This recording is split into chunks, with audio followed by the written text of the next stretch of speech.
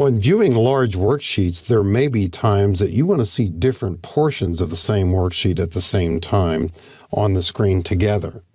In this particular worksheet, we've got data sorted by department.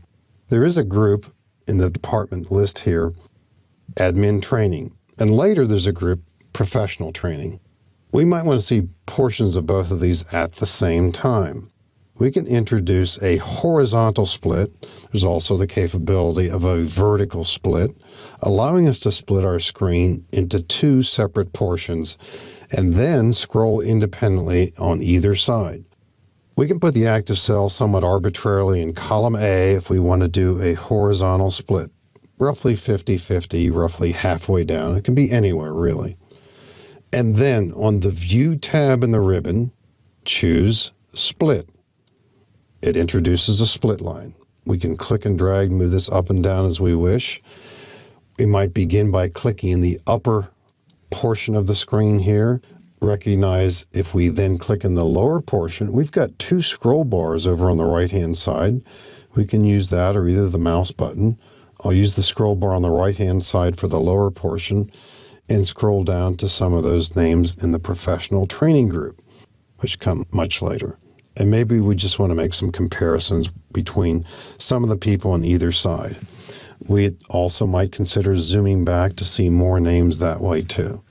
And we can always change the location of this split line at different times. And I think you can see how that could be really helpful when you're trying to show data that's widely dispersed within a worksheet. If we want to get rid of the split line, we can go back to the menu or simply double-click the line. That's probably the fastest way yet. Get rid of the split line that way. At other times, you might want to consider splitting the screen vertically. Let's imagine here that we need this data to be large because other people are viewing it over our shoulders, perhaps. We might want to see different columns at the same time. We might want to introduce a vertical split. And so for these situations, we want to click on a cell in row 1. Again, more or less mid-screen usually works best. Introduce a split. And now we've got a left-right split. Now we can scroll independently on either side. Maybe what we'd like to see is some of the salary information here along with the data in columns A, B, and C. So on the right-hand portion of the split line here, we'll scroll left and right to see that data there. Now we could scroll independently on the left side too. That's a little bit unusual, but we can certainly do that. We're scrolling on the left side, and then maybe we go to the right side and show the data this way. A little bit unusual, but that's another approach to the data.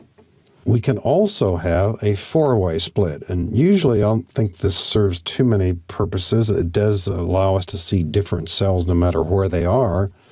But if we position the active cell more or less mid-screen, remove the current split, maybe scroll over a little bit, put the active cell, say about mid-screen.